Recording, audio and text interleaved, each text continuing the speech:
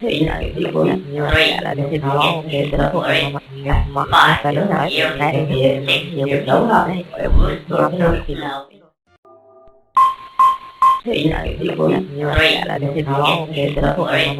mà phải lớn nói này thì nhiều việc đấu rồi đấy nó thì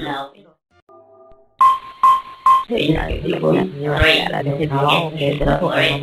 mà phải lớn nói này thì nhiều việc đấu rồi đấy nó thì thì này thì cô như là thì nó để đỡ mà phải lớn nói này thì nhiều việc đấu rồi đấy nó thì thì này thì cô như là thì nó để đỡ mà phải lớn nói này thì